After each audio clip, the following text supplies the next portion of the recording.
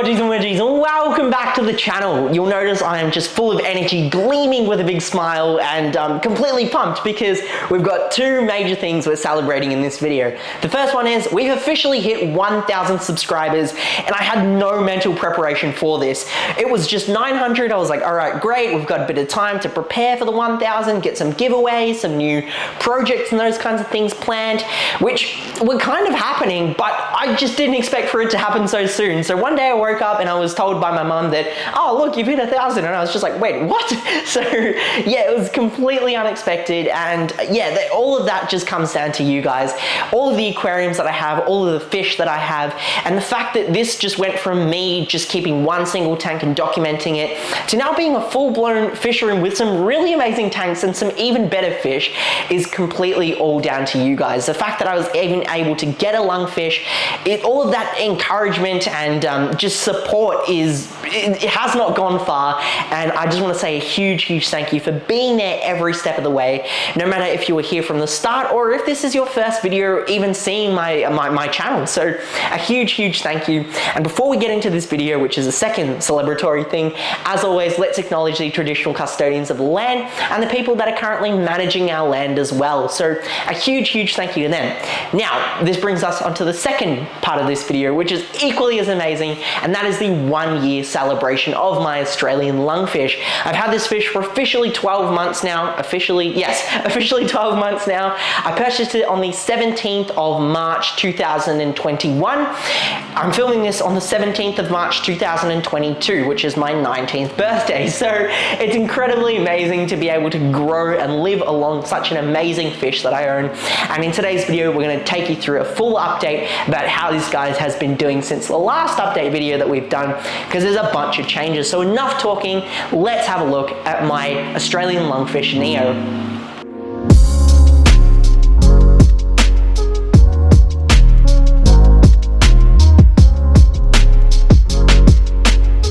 So to everyone new here, to give you a very quick recap, this is my Australian lungfish named Neo after its Latin name Neoceratodus forsteri. He was purchased from livefish.com.au, and I've actually made a few videos in the past, including how I went to the Melbourne airport to pick up this little guy, and a few other updates on his growth and some other tank mates as well. Now, purchasing an Australian lungfish is no easy task as well. In Australia, a juvenile lungfish retails for roughly about $1,000, and they are actually only bred worldwide by a single company called Giardini Co. And the reason for this extremely high price tag is because Australian lungfish are a protected species in Australia. It's illegal to actually harvest them from the wild for the aquarium trade, and you're not even allowed to go fishing for them as well. So it's up to Giardini to go ahead and breed them, and they have special clearance from the Australian government to actually harvest some wild adult individuals, which they now have breeding in their farms to go ahead and sell throughout the world. It's awesome to see more lungfish actually being kept around the world. The availability of them is actually increasing because of the work that Giardini Co are doing, and they've also been in mainstream media a lot more. YouTube channels like Ohio Fish Rescue have actually acquired a lungfish, which is awesome to see because they'll be documenting its growth. And recently on mainstream, especially in the US, there was Methuselah, the world's oldest fish that they believe in captivity, which is just over 90 years or something that's been with them. So again, it's really cool to see just this sort of public awareness that's been increasing over the past, I'd say 12 to 14 months, that's been happening with lungfish. So it's really amazing to see that as well. But let's now have a closer look at how Neo is doing. Keeping this little dude has been a legit breeze. It was so daunting at the start because there's so little information on keeping Australian lungfish, and the little information and first-hand experience I did get was after the programs I did with the Sea Life Melbourne Aquarium. But after a year, I gotta say that Neo is quite easily one of the easiest fish I have ever cared for, because he basically does nothing. So Australian lungfish have a really low metabolism, which is why they spend most of their time just relaxing in the tank, and the only energy they really spend is when they're searching for food or moving around their environment. All I really need to do is just feed him and do water changes, and he just continues growing. So we'll explore that a little bit further, but let's just actually have a look at his home. So Neo lives in my 4-foot shallow aquarium, which is practically the best tank to grow out a juvenile lungfish. It allows you to monitor your lungfish closely, and it's a great home for the first 2 years of a lungfish's life. Now, it does look a little bit different from the last update you may have seen of this tank, and it was actually a bare bottom setup. And in that video, I did go through some of the pros and cons of keeping a bare bottom aquarium. However, I've now added some coarse golden natural sand, and this is stuff that I picked up from Fastway Aquarium. Now, this type of sand is usually used in reptile enclosures, but I really like it because of the coarseness that it has.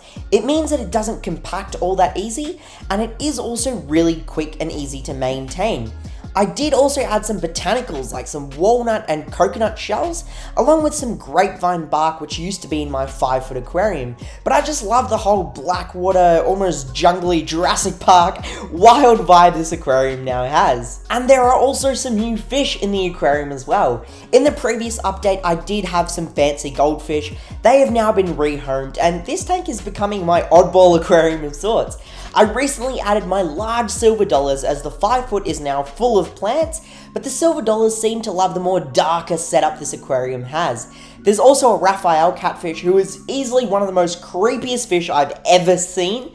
I've got 2 Meister's catfish in here and a large female bristlenose. You may see that there are actually 3 Julidachromis in some of the B-roll footage, but those Julidachromis have now been given to Blake's Aquatics, and they were actually in his fish room tour. I unfortunately still have a male which I need to give to him, but that little dude is still in this aquarium. I was actually just thinking to add a bunch of different catfish into this aquarium to fill in that catfish sort of theme that's been happening, and a really cool species would be something like a Tandanus or an Asian bumblebee, but I am just really happy with what the stocking is now. The tank has also gone through 2 minor equipment changes that have had major benefits. The first one is an addition of a wave maker on the opposite end of the tank, which just keeps the circulation and flow optimal, along with keeping the sand bed nice and clean. The next addition was the replacement of the light that was actually on this tank. This used to be lit by a Chihiros WRGB2, which was just way too overkill for the nature of this aquarium. I've since replaced it with my Fluval 3.0, which I've had for years. Its slim profile and low intensity light just makes this tank almost half remain dark. And the day that I changed the lighting, Neo and the other fish have just been way more confident spending a lot more time in the open. And actually that leads me on to my next point, and that is how well Neo has been spending time in the open. The dude has just been chilling under the light for hours per day, and I think that just comes down to his growth and the change in behavior. I think he sort of realizes that his tank mates and I aren't a real threat, and that's really just sunken into his little brain, but his growth just leads to more confidence. It's nuts to actually think that he's doubled in size. He arrived at 14 centimeters long, and in exactly a year, he's close to 30 centimeters, which is crazy. I only began to really realize it over the past few days. He's just a lot more girthy and thicker, but he just looks longer and bigger as well, which is just amazing once again to see. His face is also definitely longer, and considering the fact that Neo will eventually reach a length of about 3 to 4 feet, he still has a bit of growth to go. Feeding has also been great. I'm actually just trying to diversify the foods that I'm feeding him with every single feeding. I'm trying out different foods to see what he likes, what he doesn't like, and it's great to see his sort of adaptive response to the different foods that I give. But his primary food source is still the Vitalis pellets, and I love the soft quality that they have.